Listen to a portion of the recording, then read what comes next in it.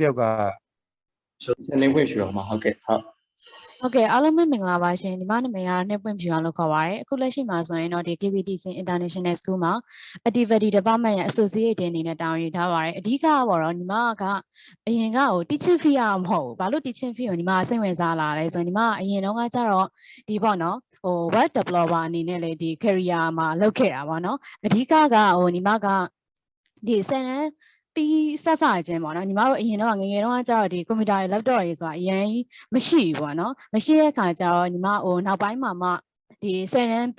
ပြီးအောင်ပြီးတော့မှဒီဟို first year second year လောက်တော့မှဒါညီမတို့တွေကအခုအဲ့နောက်ပိုင်းမှာမှဒီ programming တို့ IT တွေကအရန်ဟိုခစ်စားလာတာပေါ့နော်ခစ်စားလာတဲ့အခါမှာညီမကကျတော့ဟိုအဲ့တော့ကကျတော့2014လောက်မှာကျတော့ဒီနိမိနာတက္ကသိုလ်တန်လင်းမှာတက်နေရပါတော့တက်နေတဲ့အခါကျတော့အဲ့တော့ကဆိုရင်ညီမတို့တွေကဒီ university မှာကျတော့ဘာလေးပဲရှိလဲဆိုတော့ဒီ trainingလိုမျိုးလေး workshop လေးမျိုးလေးတွေလည်းပဲရှိရပါတော့ရှိတဲ့အခါကျတော့ညီမကအဲ့တော့ကကျတော့ဒီ student ပေါ့နော် university student လေးဆိုတော့အဓိကတော့ဟိုဘာကြီးမှဝင်ပါလဲဆိုတော့အဲ့လို workshop တွေလုပ်တဲ့အခါမှာဆိုရင်ဒီ volunteer လိုက်လုပ်တာတို့ပေါ့နော်အဲ့လိုမျိုးလေးမှာလိုက်ပါတယ်ပေါ့နော်လိုက်ပါတဲ့အခါမှာအဓိကညီမကစိတ်ဝင်စားတဲ့ဟာသွားပြီးတော့တွေ့ရညီမသိထားတဲ့အရာကိုညီမပြန်ပြီးတော့ knowledge sharing အနေနဲ့ပြန်ပြီးတော့လုပ်ပေးချင်တာပေါ့နော်လုပ်ပေးချင်တဲ့အခါမှာညီမကဘယ်လိုသွားရင်ကောင်းမလဲပေါ့နော်သွားရင်ကောင်းမလဲဆိုတော့စဉ်းစားကြည့်တဲ့အခါမှာညီမကuniversity တက်နေတဲ့အချိန်မှာညီမဟို KBDC School of IT ဆိုတာညီမတွေ့သွားတယ်ပေါ့နော်တွေ့သွားတဲ့အခါမှာညီမပို့ပြီးတော့ဟိုလေးလာလို့ရမယ်ပို့ပြီးတော့စိတ်ဝင်စားမယ် fee ကိုသွားလို့ရမယ်ဒီ diploma in programming ကိုညီမဒီ School of IT မှာညီမ join ခဲ့တယ်ပေါ့နော်join ပြီးတဲ့နောက်ပိုင်းမှာဆိုရင်ညီမတို့တော်တော်များများလေးလေးလာရတယ်ပေါ့နော်အဲ့ဘက်မိုင်းမှာလေးလေးလာတယ်လို့ညီမဒီကျောင်းတက်နေတဲ့အချိန်မှာဆိုတော့ဘာကြီးလုပ်ခဲ့လဲဆိုတော့ဒီ part time web developer ဒါမှမဟုတ်ဘဲနဲ့ဒီ internship ဆင်းတာမျိုးတွေပေါ့နော်ဟိုတော်တော်များများမှာဒီ website နဲ့ပတ်သက်တာတော့ဒါမှမဟုတ်ဘဲနဲ့ UI UX ဆွဲတာတော့ပေါ့နော်အဲ့လိုမျိုးလေးနဲ့ဟိုတစားပြီးတစားပေါ့နော်ဟိုအဲ့ဖီမှာတော့လုပ်နေရပေါ့နော်လုပ်နေတဲ့အခါမှာကြာညီမကဟိုစိတ်ဝင်စားအဓိကသွားတာ IT ဘိုင်းပေါ့နော်ဒါပေမဲ့ IT ဘိုင်းကိုလည်းသွားကျင်တယ်ဒါပေမဲ့ညီမကကိုသိထားတဲ့ဟာကိုလည်း knowledge sharing အနေနဲ့ပြန်ပြီးတော့သွားကျင်တယ်ဆိုတဲ့အခါမှာညီမသွားလို့ရတဲ့ fee ကိုတွေ့ရကြလုံးဝ teaching ဘိုင်းပေါ့နော်teaching ဘိုင်းမှာညီမကျတော့ဒီ IT specialize သွားခြင်းတဲ့အခါဆိုတော့အဲ့တော့မှဟိုကန်ကောင်းသွားတာကျတော့ဘာရှာတွေ့သွားလဲဆိုတော့ဒီ covid ကာလပေါ့နော် covid ကာလမှာဒီ international school ကလုံးဝကိုစတော့မယ်ဆိုတဲ့အခါမှာဟိုညီမကိုပေါ့နော်ICT ဘာသာရပ်ကိုသင်ပေးဖို့ဆိုပြီးတော့ညီမကိုဟိုစပြီးတော့ပြောတယ်ပေါ့နော်စပြောတဲ့အခါမှာကျတော့ညီမအနေနဲ့ဒါကလုံးဝကိုဟိုညီမအနေနဲ့လုံးဝကိုသင်ကြားပေးခြင်းနဲ့ကလေးတွေလည်း knowledge sharing လုပ်ပေးခြင်းနဲ့ပေါ့နော်ညီမတို့ငငယ်တော့ဆိုရင်ညီမတို့အရွယ်ဆိုရင်ဘယ်လိုပြောမလဲဟိုလုံးဝဟိုဘာမှအရင်ကြီးမသိထားသေးဘူးပေါ့နော်မသိထားသေးတဲ့အခါကျတော့ကိုက knowledge sharing ပြန်ပြီးတော့လုပ်ပေးနိုင်တဲ့အခါဆိုရင်လည်းဟိုကိုလိုမျိုးပဲပေါ့နော်ဟိုတခြားကလေးလေးတွေကိုညီမပြန်ပြီးတော့ knowledge sharing လုပ်ပေးခြင်းနဲ့ဆိုတဲ့အကြောင်းမလို့ teaching ဘိုင်းကိုရောက်လာတာပေါ့နော်ဟုတ်ကဲ့ပါရှင်အခုလက်ရှိမှာဆိုတော့ teaching ဘိုင်းကိုရောက်လာတဲ့အပြင်ညီမကဟိုဘာလေးကိုပို့ပြီးတော့စိတ်ဝင်စားလာလဲဆိုတော့ဒီ education fee မှာပါပေါ့နော်ဒီ management နဲ့ပတ်သက်တာလေးတွေကိုပို့ပြီးတော့စိတ်ဝင်စားလာတယ်ပေါ့နော်အဲ့တော့ညီမ university တောင်းရလိုမျိုးပဲညီမ activity ဒီ fresher welcome တို့ဒါမှမဟုတ် unity fair တို့ဒါမှမဟုတ်ဘဲနဲ့ဒီဟိုပါပေါ့နော် bargain တို့အဲ့လိုမျိုးတွေမှာဆိုရင် volunteer လုပ်တယ် organizer တွေလုပ်ခဲ့တယ်လို့မျိုးပဲညီမအခုလက်ရှိမှာဒီ ဆရာဆန်လင်းထွန်းနဲ့လည်းပေါ့နော်ဒီ activity department မှာတခြားပေါ့နော်ဘာသာရပ်လေးအပြင်တခြား training လိုမျိုးတွေအဲ့လိုမျိုးလေးမှာလည်းတာဝန်ယူပြီးတော့လုပ်ပေးနေပါတယ်ရှင်ဆရာ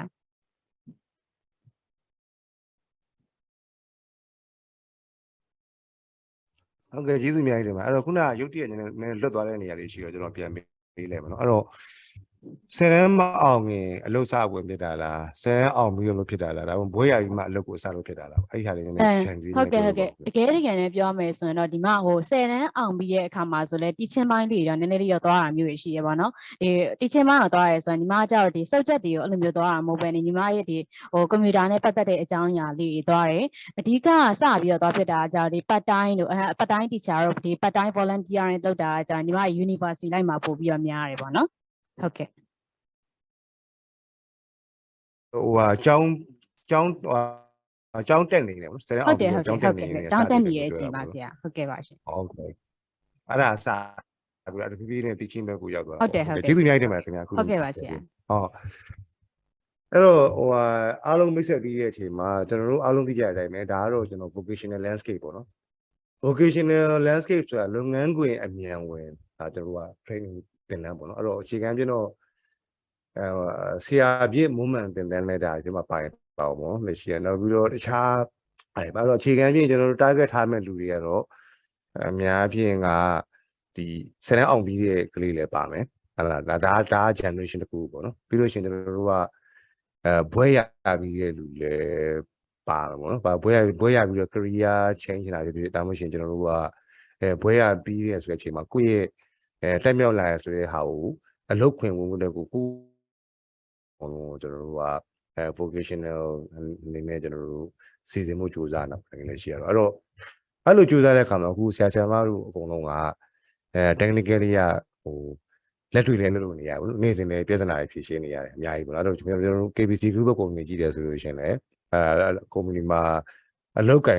်နေရာတွေအများကြီးပေါ့နော်ဆယ်တန်းအောင်ခံလို့ရတဲ့နေရာရှိတယ်ဥပမာရုံးကူတို့ပြီးတော့data တွေပဲပြီးဝယ်ရတော့ခုနဘာညာတို့ဒါတွေကကျွန်တော်တို့ကဆယ်တန်းအောင်လောက်နဲ့ဖြစ်သလားပေါ့နော်တကယ်လည်းရှိရဒါမှမဟုတ်ရှင်ကျွန်တော်တို့ကခုန facility management တို့ပြီးလို့ရှိရင် admin တို့ပြီးလို့ရှိရင်ခုနစရင်ကောက်လိုက်လို့ပြီးလို့ရှိရင်အဲ့လိုအခုမျိုးကြတဲ့ခါကျတော့ဘယ်လောက် level နဲ့ဖြစ်တယ်ပေါ့နော်အဲ့တော့အဲ့ဒါနဲ့ပတ်သက်လို့ဘယ်လိုလူမျိုးတွေကဆရာဆရာမတို့ရဲ့လုပ်ငန်းခွင်အတိုင်းအဝန်းမှာလိုရတယ်လေဘယ်လိုရေးချင်းမျိုးတွေကိုဆရာမတို့ကကြိုက်တယ်လေပေါ့နော်ဘယ်လိုခက်ခဲမျိုးတွေတွေ့ရတယ်လေဆိုတဲ့ဟာလေးနည်းနည်းဆွေးနွေးပါအောင်ဗျာအဲ့တော့ဘယ်သူကစမလဲမသိဘူးဆရာစနေထုံးမှာပဲစလိုက်ပါဦးဟုတ်ကဲ့ပါဆရာဟုတ်အခုလက်ရှိဒါဆိုလို့ရှိရင် KBTC International School အနေနဲ့ပေါ့နော်ဒီထဲမှာကျွန်တော်တို့သွားနေတဲ့ process တွေရဆိုလို့ရှိရင်နံပါတ်1ကျွန်တော်တို့ကပေါ့နော်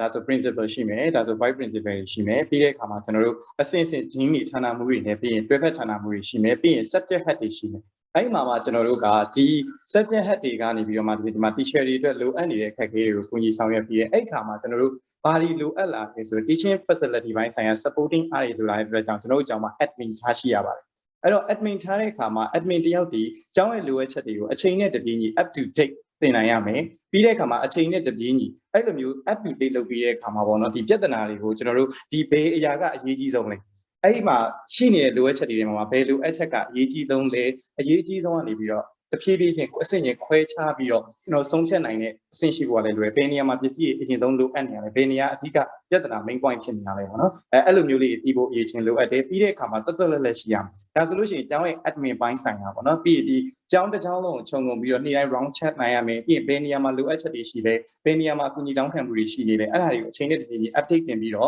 ့ဒီကျောင်းရဲ့လိုအပ်ချက်တွေကိုဖြည့်ဆည်းပေးနိုင်ရမယ်ပေါ့နော်ဒါကတော့ admin တယောက်မှာလိုအပ်တဲ့အရေးချင်းတွေပါပြီးတဲ့အခါမှာတော့ကျွန်တော်တို့ admin ပြီးရင်နောက်တစ်ခုကျွန်တော်တို့အတန်းနေတိုင်းမှာဆိုလို့ရှိရင် guardian တွေထားရှိပါတယ် guardian ဆိုတာကတော့ဒါကလေးတွေကိုကြည့်ရှုဆောင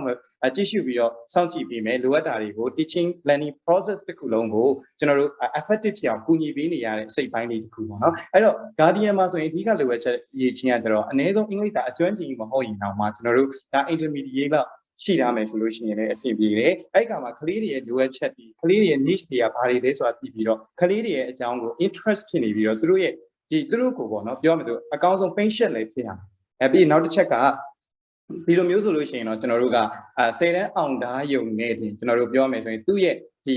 qualification ဘိုင်းဆိုင်ရာလည်းအဆင်ပြေတယ်စိတ်နေစိတ်ဓာတ်ဘိုင်းဆိုင်ရာလည်းအဆင်ပြေတယ်ဆိုလို့ရှိရင်ဒါကျွန်တော်တို့ဒီ guardian ဘိုင်းဆိုင်ရာမှာပြောမယ်ဆိုလို့ရှိရင်ဝင်ပြီးတော့ကျွန်တော်တို့ဒါရှောက်လို့ရပါတယ်ပြီးရင်နောက်တစ်ခုကကျတော့ guardian ပြီးရင် guardian ရဲ့အထက်မှာဆိုကျွန်တော်တို့က supervisor တွေရှိတယ်เนาะအဲ့တော့ supervisor တွေနဲ့ပတ်သက်ပြီးတော့ပြောမယ်ဆိုလို့ရှိရင်ဒီ guardian တွေကိုအတန်းထဲမှာရှိတဲ့ guardian တွေကိုပြန်လည်ကြီးကြပ်နိုင်ရမယ်ပြန်လည်ကြီးကြပ်တဲ့အခါမှာဆိုလို့ရှိရင်လည်းအတန်းထဲမှာလိုအပ်ချက်တွေအလိုက် guardian တွေကိုညွှန်ကြားနိုင်ရမယ်ကောင်းကောင်းကင်တွင်နိုင်ရမယ် control လုပ်နိုင်ရမယ် supervisor ကစပြီးတော့ကျွန်တော်တို့ဒါ management plan ကိုစပြီးတော့ပုံသွင်းနေပြီပေါ့နော်ပုံသွင်းနေပြီဆိုတော့ဒီ supervisor ဒီ guardian ကိုမနိုင်ဘူးအဆင်မပြေဘူးဆိုလို့ရှိရင်အတန်းတွေပြဿနာတစ်ခုကိုကျင်းတွေပေါက်ကင်တွေပေါ်ခက်ခဲပါလိမ့်မယ်အဲ့ဒီအတွက်ကြောင့်ကျွန်တော်ဒီနားလည်ထားတဲ့ supervisor ရဲ့တာဝန်တွေဖြစ်တဲ့ဒီ management ပိုင်းဆိုင်ရာပြီးရင်ဒီလက်အောက်ငယ်သားဒီ guardian တွေပေါ်မှာဝိုင်းပြီးတော့ supporting ပေးဖို့တွေပြီးရင်အချိန်နဲ့တပြေးညီဒီ guardian ရဲ့တင်ပြချက်တွေကိုသက်ဆိုင်ရာ department အသီးသီးကိုတင်ပြပေးဖို့တွေလို့အဲ့လိုမျိုးအစရှိရဲ့အရေးချင်းတွေလိုအပ်တဲ့အတွက် guardian ရဲ့အထက်မှာရှိတဲ့ supervisor တွေဒီ management နဲ့ပိုင်းဆိုင်ရာမှာအတွေ့အကြုံအနေချင်းရှိတာတင်တယ်ပြီးရင်နောက်တစ်ချက်ကဘာလဲဆိုလို့ရှိရင်ကျွန်တော်တို့ဒါဘွဲရ graduated ဆိုလို့ရှိရင်တော့ပို့ပြီးတော့လုံနိုင်မယ်လို့တော့ကျွန်တော်တော့မြင်ပါတယ်ခင်ဗျအဲ့တော့ဒါတော့ကျွန်တော် guardian တွေ supervisor ဘိုင်းကိုကျွန်တော်ကတော့ဒါပြောပြပေးရပါဒီထက်ပို့ပြီးတော့အကြောင်းပေါ့နော်ဒီရဲ့အဆက်ပိုင်းမှာရှိတဲ့လုပ်ငန်းဆောင်တိုင်းနဲ့ပတ်သက်ပြီးတော့ဆရာဆန်းညွန့်ကနေပြီးတော့ဆက်ပြီးတော့ပြောပြပေးသွားပါပါခင်ဗျဟုတ်ကဲ့ Okay, well, so also in the Korean supervisor, but soon will be the other one. So the solution, below each new she like a camera, the low position in it, fiction on the dominant, no? General or the Siago of the general the teacher about the vegetable, yeah. So teacher life solution, the teaching career experience. General the long experience where I got general and nasal. Not now she out in the no, the not now she assembly wire. And then now she assembly now the chat the ballet solution, general Brahma Uzo, the teacher the data then are the methods and methodology of the classroom management by. I look as a new general Koraimo, no. The best one I says I'm the recruitment and selection teacher pitting about loss on yard. Alone, I'm the general deal, the methods methodology by our the teaching knowledge sheet and you, valuables and new ma. So general ticket limit down on you, associated people, no? The child yali she. So, every says Samarigo interview later come usually. So that is solution. The teacher never need a pit. So now teacher we look at organization to cool. So I come at an below as well. Through the Sapatari ones of Lausi, teaching experience, Jamari below handle load. So now solution that's only a solution. The Kuna the teaching career, but that the Kuna diploma, the degree, machine, lower the age in a fiction and movie she, no. Hello, both are new issue. Not a kuka, assistant teacher role. Assistant teacher resolution, general Yado object or the graduate assistant teacher. Davimele, the two teacher resolution, the teacher will assist low be a role solution. Graduate opinion. The door Sakuran when there's a Malay Jamalo. That solution teaching about the law, academic competition, the Jao long as a process about the law, Masai one, the local name or family table, low amen. Now, be a second such Sako, no, allow she the teacher life go when it come assistant teacher role. Assistant teacher role, do teacher assist low being to go right a low name thing you are. Area name are the same, not the Rusi Makedisima, qualifying should be somewhere PJ, be the comma, main teacher me. Let's see, that's on the SS Marile, Nyazwa she directly. I look as I'm the regulation Takuma solution or teaching career solution, Palazo in teaching local, when Haboga, immigrant UG, General Alumni, human don't buy. Okay, throw me by me. I don't want Saturday land with Mutaka, Saturday, Buro Lula. I don't Saturday, I'm how they Harry or talk would be the Harry or Sheila, my Saturday, Pema. Blue Hamilton to me, blue Cacanian Joe, I do never do show. Blue eating it through blue, the Geruda General, General Kuba and General Lochiness with a training big wing yame, and I believe in general train of Guroma. Go say I can't go yam solution. But we change beauty looking at my sheet in the lieutenant. I like share the native say about them. Okay, well, second, okay, so, in zone, ye zone or the teaching career when I'm a student, when I'm a lunar to the no experience needed, Davame general, you but I'm also like actually balance interview my confidence for G. So, to the DEO. Sabi low kind board tuma to go and confidence long lao ye la I so interview ma manager Pramauzomo Sasa don't whom yama I make on me. So what makes you a good fit for that position? So a good fit Badam Chatale solution. Go elicit Tropian Laware. Cause my the capabilities for Bari Lona, DIU, Turuko and Titabo. So Takarima Kuna so Seru Yoga the Lobe, and employment sheet alone Lamebo, no? So and that employment Longan Luenida Mary Bari sheet. So not him are Longan position and fit Metribusura, go Belan Domale, Dilan Dome Kani Chadibo Puma, Balu tenants level, no? Uma people, tenants are the Pioneers will come confidence, Shishi Piona, not the public speaking. teacher တယောက်ဒီဒါ classroom management နိုင်ရတယ်နောက်တစ်ခုဒီ public speaker တယောက်ဖြစ်တယ်ပေါ့နော်နောက်တစ်ခုကျွန်တော်ဒီ guardian တွေထဲမှာ guardian တွေကနေအပေါ်တက်သွားတာအခုလက်ရှိမှာ assistant manager ဖြစ်သွားတဲ့ကလေးတယောက်ရှိတယ်သူကကြတော့ teaching fees ကလာခဲ့တယ်ဒါပေမဲ့သူက English အားနေတယ်ဒါသူ့ရဲ့ဒါ weak point တစ်ဖက်ကတော့stress ရှိတယ် weakness ရှိတယ်ဒီအနေထားမှာသူ AM နေရာကိုသူဘယ်လိုတက်သွားလဲဆိုလို့ရှိရင်သူမှာ sense of humor ရှိတယ် sense of humor ရှိတယ် teacher တွေနဲ့ flexibility ဖြစ်တယ် teacher service နေရာကိုသူမရမကောက်ဝင်လုပ်တယ်မရမကောက်ဝင်လုပ်တယ်ဆိုတာ teacher တွေကအမြဲတမ်း like ကိုညီတွေပေးတဲ့အတွက် teacher ရဲ့တခုဆိုရင်သူ့ကိုပဲလိုလာတာဒီအဲ့မှာဆိုလို့ရှိရင်အဲ့ဒီကနေတစ်ဆင့် teacher service ဖြစ်သွားတယ်teacher တွေတိုင်းရဲ့ဒီ feedback ကောင်းတွေသူရတယ်လုပ်ငန်းခွင်မှာ feedback ကောင်းတွေရလာတဲ့အခါမှာကျတော့သူကနောက်ဆုံးလိုက်ကြအခုဒီ assistant manager ဖြစ်သွားတယ်ပေါ့နော်အဲ့လိုပုံစံမျိုးဆိုနံပါတ်1ဒီ confidence လို့ကျွန်တော်မြင်ပါတယ်လူငယ်တယောက်မှာရှိတဲ့အရာဒီနံပါတ်2တစ်ချက်ဒီခုနပြောလို့ flexibility ပေါ့နံပါတ်3ဒီသူ့ရဲ့ဒီ teacher တွေကိုဘယ်လိုလုပ်ပေးမယ်ဆိုရင်သူ weakness တွေကိုသူသိတယ်ဒါပေမဲ့ stress ကိုသူဘယ်လို promote လုပ်အောင်မလဲဆိုတော့သူအခွင့်အရေးသူ grab လုပ်လိုက်တယ်ဆိုတော့ဒီကျွန်တော်တို့ကကိုယ့်ကိုယ်ပြန်သိပြီးတော့လူငယ်တယောက်ဒီအဲ့ဒီသွားမဲ့ career အတိုင်းကိုစက်တိုက်ရှောက်လန်းသွားတဲ့တယ်လို့ထင်ပါတယ်ဒါကတော့ကျွန်တော် basic requirements လို့မြင်ပါတယ်ခင်ဗျဟုတ်ကဲ့Okay နံပါတ်1က confidence ကနံပါတ်2က flexibility ရယ်နံပါတ်3ကကြတော့ knowing your strengths ပေါ့နော် stress ဟုတ်ကိုပြန်ပြီးတော့ကိုသိတာပေါ့အရှိတိုင်းပေါ့နော်ကိုယ့်ရဲ့ strength နဲ့ weakness ကိုကိုပြန်ပြီးတော့သိနိုင်တယ်ဆိုရဲဟောပါပေါ့ကိုသိနိုင်ကြအရေးချင်းကိုကြည့်လို့အဲ့3ခုကိုလို့ကိုပိုင်လို့ရပါတော့မှန်ပါတယ်ခင်ဗျဟုတ်ပါတယ်ခင်ဗျဟုတ်ကဲ့ကျေးဇူးတင်ပါအဲ့တော့တကယ်လို့ဒါကျွန်တော်တို့ကအခု training တွေပေးရပါတယ်ပြီးကျွန်တော်တို့ဒီ vocational IBS ကပေါ့ကျွန်တော်တို့က KBC တွေထောက်ကူဖြစ်မဲ့လုပ်သားတွေကျွန်တော်တို့ကမွေးထုတ်ပေးဖို့အတွက်ကိုကျွန်တော်စီစဉ်နေဆိုလို့ရှိရင်ဘယ်လိုဟာမျိုးတွေတောင်းဆိုခြင်းလဲပေါ့နော်ဟုတ်ကဲ့ခင်ဗျဆိုတော့ KBDC တို့ကအထောက်ကူဖြစ်မဲ့ဒီလုပ်သားပေါ့နော်ဝန်ထမ်းပေါ့နော်ဒီလိုဝန်ထမ်းတွေဆိုလို့ရှိရင်နံပါတ်1ချက်တွေဒီကျွန်တော်တို့ဒီကျောင်းဖြစ်တဲ့အတွက်ကြောင့်မလို့ဒီကျောင်းလုပ်ငန်းဆောင်တာဘိုင်းကိုကျွန်တော်တို့ကိုယ်တိုင်မလုပ်ခဲ့ဘူးရင်တောင်းမှာပေါ့နော်ကိုယ်မှာ experience ရှိရင်တောင်းမှာဒီကျောင်းနဲ့ပတ်သက်လို့လေ့လာနေတာမျိုးပေါ့ဆိုကြပါစို့ KBDC တွေဘယ်လို organization မျိုးလဲအစရှိတဲ့ဖြစ်ပေါ့နော်ဘယ်လို project တွေရှိတယ်ဘယ်လို branches တွေရှိတယ်တော့ကိုဝင်ရောက်မဲ့အရာနဲ့ပတ်သက်လို့ဒီမိခေါမီရှိဖို့ကြိုပြီးတော့လေ့လာထားဖို့လိုအပ်တယ်ပေါ့ဒီကျွန်တော်တို့ဒီ organization နဲ့ပတ်သက်တဲ့ basic knowledge ပေါ့နော်အကြမ်းမြင့်သိထားဖို့တော့လိုအပ်မယ်နောက်တစ်ချက်ကကြတော့သူကိုယ်တိုင်ပေါ့ဒီလုပ်ငန်းခွင်မှာ KPTC နဲ့အတူတူရေရှည် long term လက်တွဲသွားမှာလားဆိုတော့လုပ်ငန်းခွင်မှာသူ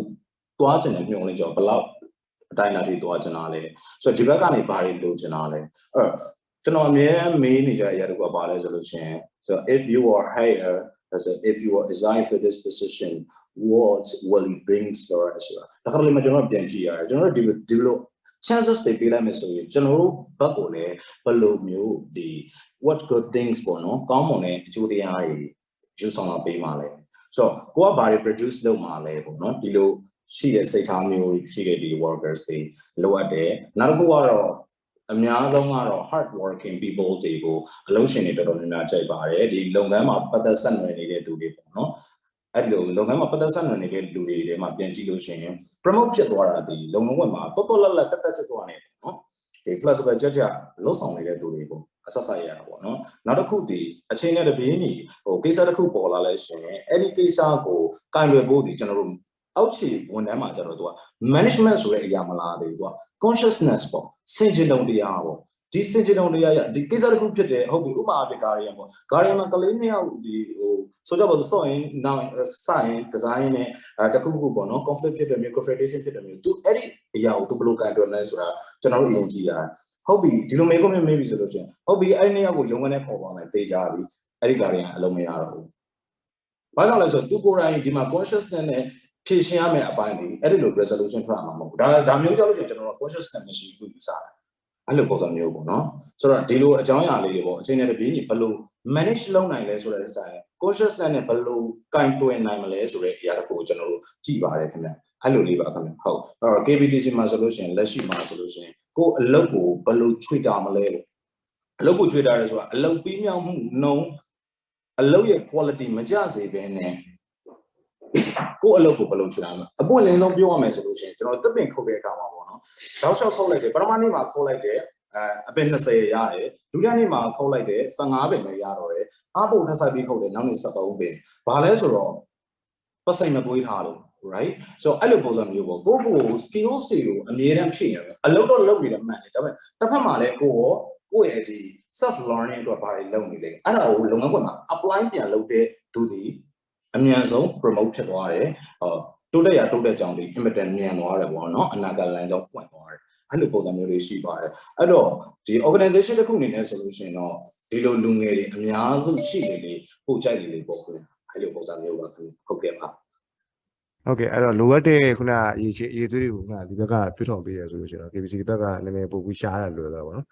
ကျေးဇူးတင်ပါတယ်အဲ့တော့I think now is my turn to talk to teacher Jacob your microphone is muted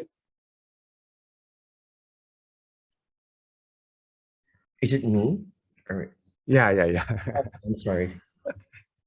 that's okay so my question to you right now is that we are talking about the vocational landscape how the youngsters the youth right the people who are just like 18 years old could join the industry what is the first step towards becoming a teacher or becoming sort of as an assistant or a guardian or even some kind of assistance to teaching systems or training systems or whatever. So basically, right, my question to you is, what do you think is the most important things for a youngster to join the industry? Of course, number one, willingness. If they're willing to do the job, if they're willing to be the member of that academic institution, then why not? Number two, being able to adapt the environment, because these people are going to work with both non-academic and academic entities or figures, which will help them to boost their confidence in their humanity or as a local working entity in this country. And number three, they should choose career paths. Like, is it more on knowledge-based pathway, or is it more on skill-based? Is it more entrepreneur-based, or is it more on freelance-based? And every kind of career path caters to a specific set of qualifications that help the school perform in a very good and untimely good environment. I see. Particularly for the kind of job that you do right now, right? So what kind of skill sets that are you looking for? As an ESL teacher or as a trainer? Yeah. As a trainer, as an ESL teacher, of course. What I'm looking right now, qualification is a big word for me, mister. And also, what else? The qualities of being a good worker. And just like what I keep saying, willingness to learn and willingness to be adapted in a good environment, and a person who knows how to solve problems or things that he needs to do, accompanying with some people who will help him or her to grow in an academic institution. I see. So, and again, you have been to Thailand as well, I guess, right? And also you are in Myanmar for a while. Is it possible for you to sort of compare like Thailand versus Myanmar, and what are the strengths and weaknesses of the youngsters that you've seen here while you're working with them? Right. Okay. So I do not prefer stereotyping, but the question is like comparing to nationalities or skills. Well, I would like to let you know that Myanmar people are still number one when it comes to language skills, preferably speaking, reading, writing, and listening. And you have Cambridge here, and you are easy to be adapted in different kind of environment, and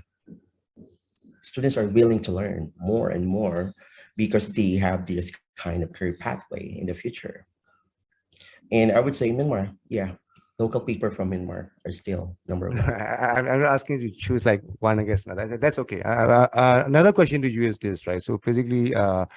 what do you think is missing in the current sort of a landscape of sort of a teaching in Myanmar? what can we do? Because we are starting an institute of vocational studies where we just try to nurture people to be able to work better in the industry, I guess. So what are your suggestions for us? More on knowledge and technicalities, more trainings, and more 21st century related stuff, topics, and discussions. Those are the things that I keep on looking on it. And to pinpoint most of you, intellectual related thing. Thank you so much. You're welcome. And now I think I need to talk to Kenneth. So how about you, Kenneth? What do you think about the current situation right now? What is missing and what are your suggestions? Okay, yeah, well, that's actually a good question when it comes to something what they call as what missing in the educational sector, right? The whole industry, because Oh, we are looking the education industry, of course. Okay. So we're looking to fill in whatever is needed there, right? By providing trainings, right, to the youngsters. Like we really want to nurture the people so that they are the right fit for the industry. So that's where we are coming from. So my request is to talk about what is missing right now, and then what we should do to sort of fill in that gap. Okay, yes, well, that's a good question because actually nobody's perfect, right? Nobody's perfect. And that means in any type of business or organization, nobody's perfect as well. There can be, we could say, some set of lapses or gaps when it comes to these kind of institutions. But if you ask me if, is there any like changes or like maybe some sort of suggestion? Well, if you want, okay, here's the thing. If you want to gather someone, as you said, you want to nurture them, you want to get them into this industry. So the first thing is we should actually be able to look at if they are capable in what? Capable in terms of are they able to do it?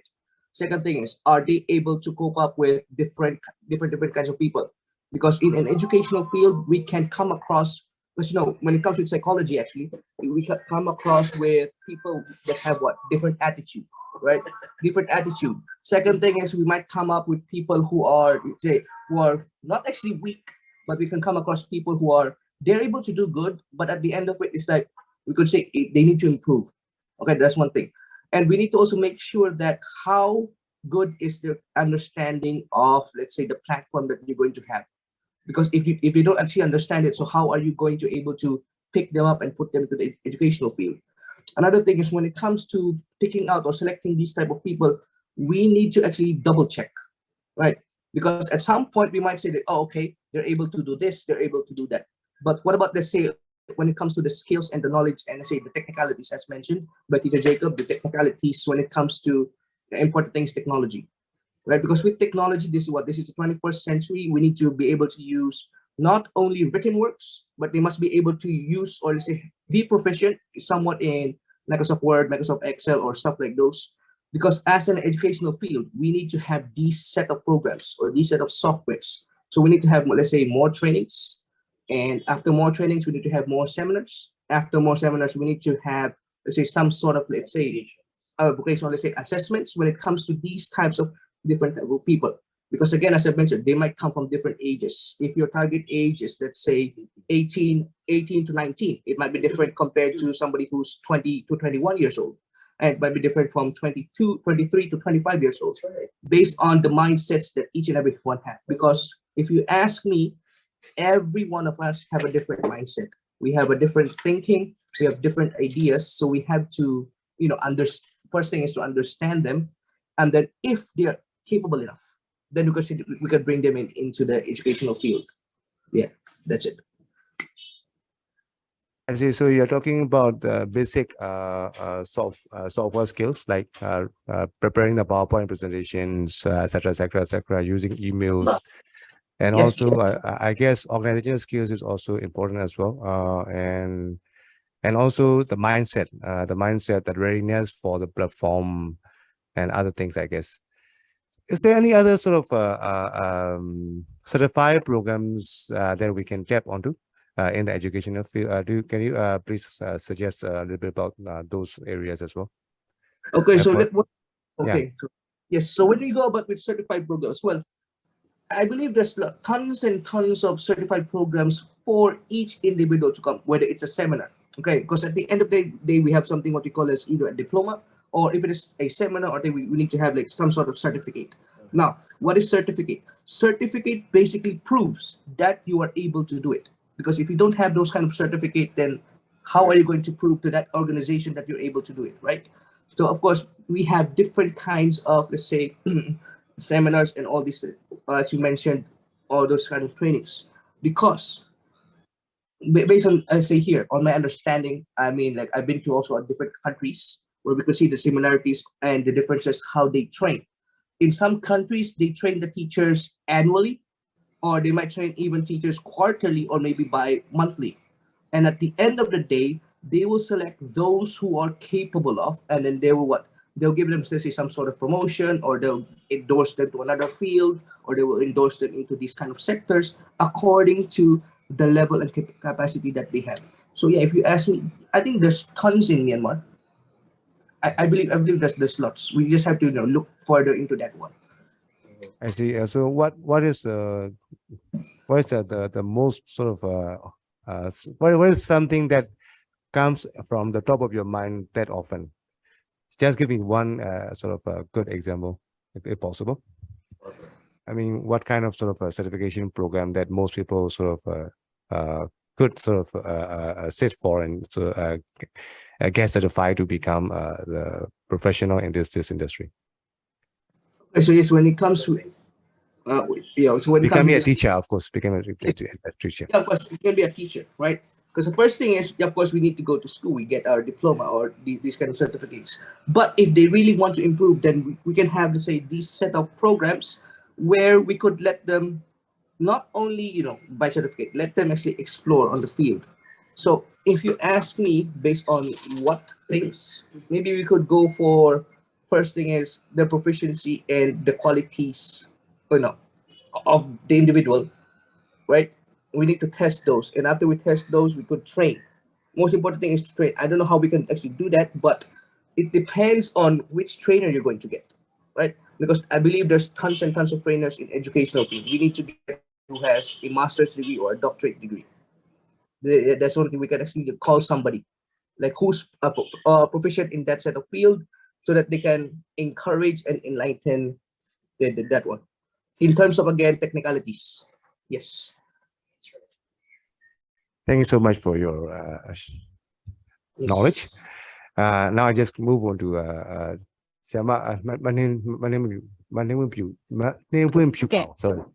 Okay, yeah. Okay, yeah. Okay. Oh, granny, right? Okay, okay. yeah. Okay, right. Maybe only I'm doing any qua. Bazo, she had me, not your me, though. Bazo, Molushi, they come to this to the camera, generally, Megoni instruction and a piano. The Guru, you know, Comilinga chocolate calories, where come out, Megoni look so on me, Udimaro, who Megoni Matao, and any piano, just to Peter. Sama, the Jaro, Major and Mego Majaro, Ballet Russian, who less sheep, no? And she. ကျမနဲ့လုံနေရတဲ့ကိုအောက်ကဂျူနီယာတွေပေါ့နော်ဂျူနီယာတွေမှာအဓိကဘာပျောက်နေလဲပေါ့နော်ဘာ missing ဖြစ်နေလဲပေါ့အဲ့ဒါလေးတခုကိုနည်းနည်းလေးဆွေးနွေးဖို့ပေါ့အဲ့တော့အဲ့ဒါမျိုးကျွန်တော်တို့ဒီဘက်က training ဘက်ကရောဘာတွေသင်ပေးလို့ရမလဲပေါ့ဟုတ်ကဲ့အခုလက်ရှိမှာကြတော့ဗောနော်ညီမအနေနဲ့ကြတော့ဒီ associate တင်းအနေနဲ့လည်းလုပ်တယ်ပြီးတော့ကြတော့ဒီ ICT ဘာသာရပ်ကိုလည်းလက်ရှိသင်နေရပါတော့သင်နေတဲ့အခါမှာညီမတို့ဟိုကျောင်းမှာဆိုရင်ညီမတို့မှာဘာရှိလဲဆိုတော့ဒီပါနော်ဒီကလေးတွေကိုဒီ report ထုတ်ပေးရတာတို့အဲ့လိုမျိုးလေးရှိရပါတော့ရှိရဲ့အခါမျိုးမှာဆိုရင်ညီမတို့တွေကဒီဆရာမတွေအကုန်လုံးကဟိုဘာကြီးလုပ်ပေးရလဲဆိုရင်ညီမတို့တွေကဒီကိုနဲ့ပတ်သက်တယ်ပါနော်ဟို PE ဆိုလဲ PE ဒီ activity တန်းတဲ့တက်ဆိုင်ရာဘာသာရပ်တွေကိုအမှတ်ပေးရတဲ့ဒီ grading system ဆိုတာရှိရပါတော့ရှိရဲ့အခါမျိုးမှာဆိုရင်ညီမတွေကဘာကြီးလိုအပ်လဲဆိုတော့အဓိကပါနော်ဟိုဆရာမတွေကလေဒီ one drive လိုမျိုးပါနော်အဲ့လိုမျိုးဒီ training တွေဟိုသိထားဖို့လိုအပ်တယ်ပါနော်ဒါမှမဟုတ်နဲ့ပေါ့နော်ဆရာမတွေအတွက်ပဲမဟုတ်ဘဲနဲ့ဒီညီမလောက်အောက်ကဆိုရင်ဟိုပါနော် ညီမနဲ့အတူအလုပ်လုပ်နေတဲ့ဒီဆရာဆရာမလေးရှိမယ်ပြီးတော့နောက်တစ်ခုကကြာဒီ guardian လေးရှိမယ်ဟို supervisor လေးရှိမယ်ပေါ့နော်အဲ့ဝန်ထမ်းတွေအကုန်လုံးကညီမအနေနဲ့ပေါ့နော်အခုလက်ရှိဒီညီမအလုပ်လုပ်နေတဲ့ဒီတက်တန်းတက်ရှောင်းအဓိကလိုအပ်နေရပါလဲဆိုတော့ဒီ ID ဘိုင်းမှာပေါ့နော်အဓိကဒီ fundamental တော့အဓိကသိဖို့လိုနေရပါနော်သိဖို့လိုနေရ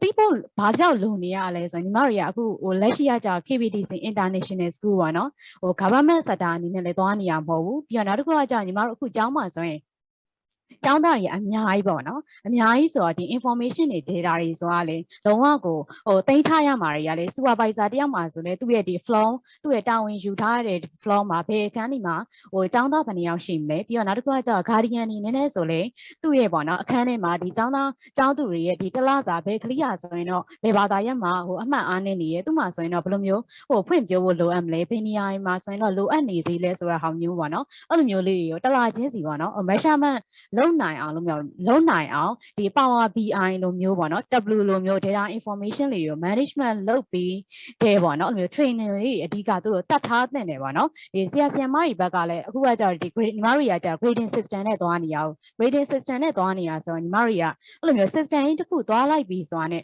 အကုန်လုံးကလေဒီပေါ့နော်ဒီ system ပေါ်မှာ follow up လိုက်လုပ်နိုင်ဖို့လိုအပ်တယ်ပေါ့နော်လိုအပ်တဲ့အခါမှာကြာညီမတို့ဒီ OneDrive လိုမျိုးဒါမှမဟုတ်ပဲဒီ Microsoft ကနေပြီးတော့ certify ပေးနိုင်နေပေါ့နော်ဒီ fundamental ဒီဘယ်လိုပြောမလဲဒီ program လေးတွေ join ထားတာမျိုးပေါ့နော်အဲ့လိုမျိုးလေးအဓိကလိုအပ်နေရပါနော်ညနောက်တစ်ခုအနေနဲ့ကကြာညီမတို့ရဒီ guardian လေးရှိရပါတော့အဓိကဒီညီမအနေနဲ့အကြံပေးချင်တာကကြာဒီ10တန်းအောင်ပြီးသားပါနော်သူတို့တွေမှာဟိုတခြားဟိုဘာလို့ရမှန်းမသိသေးရဲ့ကလေးလူငယ်လေးရှိကောင်းရှိနိုင်တယ်ပါနော်အဲ့တော့ရှိတဲ့အခါမှာဆိုရင်သူတို့ကတော့ညီမအနေနဲ့စစချင်းမှာ join စေချင်တာကကြာဒီ guardian role ကိုတော့ညီမတော့ဟို join စေချင်တယ်ပါနော်ဘာဖြစ်လို့လဲဆိုတော့ guardian အနေနဲ့ join စေချင်တယ်ဆိုတဲ့အကြောင်းရင်းကကြာတော့ guardian တွေကသာကလေးနေပေါ့နော်ဟိုဆရာမတွေထက်ဟိုပို့ပြီးတော့လက်ပုံးတစ်ချိန်လုံးနေရတဲ့အခါမှာဆိုရင်ဘာဖြစ်လဲဆိုတော့တို့တွေမှာဘာသိဖို့လိုလဲဆိုတော့ဟို child psychology အဓိကသိဖို့လိုရတယ်ပေါ့နော် child psychology အပြင်ဘာသိဖို့လိုသေးလဲဆိုတော့ကလေးတွေကိုဟို patient ဖြစ်ဖို့လည်းအဓိကလိုတယ် patient ဖြစ်ဖို့အပြင်တို့တွေကအဲ့ဒီ cholesterol control လည်းသိဖို့လိုရတယ်ပေါ့နော်ဟို guardian ဆိုပြီးတော့ဒီတိုင်းဟိုကလေးတွေကိုဟိုဒီတိုင်းပဲစောင့်ကြည့်အောင်ပဲဆိုပြီးတော့ခုံကြီးမှထိုင်ပြီးတော့အဲ့လိုမျိုးကြီးလဲစောင့်ကြည့်နေလို့မရဘူးပေါ့နော်ကလေးတွေရဲ့ဒီဘာလိုအပ်လဲကလေးတွေဘာလိုအပ်ချက်ရှိလဲအဲ့ဟာအပြင်သူတို့ရဲ့ဒီကလေးတွေရဲ့ဒီပေါ့နော်ဟိုတလားမှာဆိုရင်ကလေးကတော့ဒီဘေဘာသာရက်မှာဆိုရင်တော့အမှတ်အားနေနေရဘေဘာသာရက်ဟိုတင်နေတဲ့အချိန်မှာဆိုရင်အဲ့ကလေးကတော့ပျော်တယ်ပေါ့နော်ဘေဘာသာရက်မှာဆိုရင်တော့သူမပျော်ဘူးအဲ့လိုမျိုးလေးတွေလည်းဒီ caring လုပ်ပေးဖို့လိုအပ်တယ်အဲ့ဟာအပြင်ပေါ့နော်guardian မှာဆိုရင်မှဟိုစာသင်ချိန်တစ်ချိန်မှာဆိုရင်ဆီယမရောက်လာပြီပဲထားပေါ့နော်ဆီယမရောက်လာပြီဆိုရင်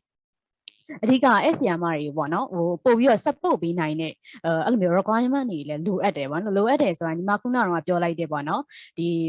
measurement လုပ်ပေးနိုင်တဲ့ဒီ Power BI တို့ data information နဲ့ပတ်သက်တဲ့ဟာလေး course လေး join ထားတာမျိုး training လေးတက်ထားတာလေးပေါ့နော်အဲ့လိုမျိုးလေးကအဓိကလိုအပ်ပါတယ်ရှင်နောက်တစ်ခုအနေနဲ့ညီမကပြောချင်တာကကြတော့လေငယ်တုန်းကကြတော့ပေါ့နော်အဲ့လူငယ်လေးတယောက်ကဒီဟို teaching ပိုင်းကိုစိတ်ဝင်စားတယ်ဒါပေမဲ့ तू ကဟိုပါပေါ့နော်ဟိုအခွင့်မရလို့မ join လာရသေးဘဲနဲ့တခြား IT field မှာပဲဖြစ်ဖြစ်ရောက်နေရပဲထားပေါ့နော်ရောက်နေရဲ့IT field ကနေမှဘယ်လိုမျိုးပေါ့နော်ဒီ teaching ပိုင်းကိုပြန်ပြီးတော့ join လို့ရလဲဆိုတော့အဓိကပေါ့နော်IT field ကနေပြီးတော့ teaching ပိုင်းကိုမ join လို့ရတာမဟုတ်ဘူးပေါ့နော် join လို့ရတယ်ပြီးတော့အဓိကနောက်တစ်ခုကကြောက်ဘွဲတွေဟို degree အများကြီးအဲ့လိုမျိုးဒီ ID ဘက်ကနေပြီးတော့ teaching ကိုလုပ်ချင်တယ်ဆိုရင်အများကြီးမလိုအပ်ဘူးပေါ့နော်အဓိကတော့ဒီကလေးတွေရော knowledge sharing လုပ်ပေးခြင်းနဲ့စိတ်ရယ်ပြီးတော့ဟိုကိုသိထားတဲ့ဟာတွေပေါ့နော်ပို့ပြီးတော့ဟိုကလေးတွေရောတင်တယ်လို့မျိုးလဲကိုကလည်းအမြဲတမ်းဟို improve ဖြစ်နေမှလဲအဆင်ပြေမှာအဲ့ဟာလေးတစ်ချက်တော့လိုအပ်ပါတယ်ရှင်ဟုတ်ကဲ့တ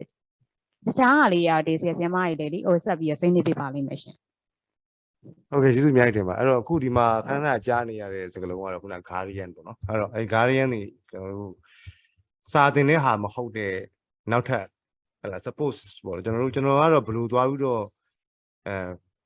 စိတ်ထဲမှာတွေးကြည့်လဲဆိုတော့ကျွန်တော်တို့ဟိုမှာဆေးဥမှာဆိုလို့ရှိရင်သူက NAS X ရှိတယ်ဒါ NAS X ဆိုတာသူက NAS မဟုတ်ဘူးသူက NAS ကတော့ခုန medical professional ပေါ့နော်သူက NAS X ကလည်းသူက medical professional wannabe ပေါ့တကယ်လည်းရှိအဲ့တော့ဟလာ pharmacist ဆိုလို့ရှိရင် pharmacist 8ရှိတယ်ဟလာအဲ့လိုပဲကျွန်တော်တို့ကအဲ့လိုမျိုး8ရှိတယ်ပေါ့နော်အဲ့ခုန health assistant တွေပေါ့အဲ့ health assistant တွေကကျွန်တော်တို့ကဒီ healthcare professional တွေနောက်ကနေလိုက်ပြီးတော့ support လုပ်ပါတယ်အဲ့လိုပဲကျွန်တော်ဒီ education industry မှာလည်းအခုကျွန်တော်ကြည့်ရတော့ခုန role of guardians ပေါ့နော်ခုနနောက်ကကူညီတဲ့support လုပ်တယ်ဆိုတဲ့ role ဆရာဒါလူငယ်လေးဝင်လို့ရမယ်နောက်ပြီးတော့ပါဆိုပို့ပြီးတော့လည်းအဓိပ္ပာယ်ရှိမဲ့ဟိုပါပေါ့ဟို job တစ်ခုလို့တော့ကျွန်တော်တွေးလာတာပေါ့နော် အဲ့တော့ခုနကျေးဇူးအများကြီးတင်ပါအဲ့တော့ခုနပေါ့ခုန IT နဲ့ပတ်သက်တဲ့ basic skill လေးခုနအဲ့ဒါလေးလိုမယ် data management တွေပါလုပ်တတ်ရမယ်နောက်ပြီးတော့ခုနဒီ tech savvy ဖြစ်ရမယ်နောက်ပြီးခုန continuous learning ပေါ့နော်တောက်လျှောက်ကြားနေ repeating thing ကတော့အမြဲတမ်းလေ့လာသုံး level ပြီးတော့အမြဲတမ်းပြောင်းနေတာပေါ့နော်အဲ့တော့ခုန group mindset ရှိရမယ်ဟလာဒါကတော့ခုန soft skill တွေကျွန်တော်လိုမယ်ဆိုတော့ကျွန်တော်ကြားလာပါတယ်ကျေးဇူးအများကြီးတင်ပါအဲ့တော့အခု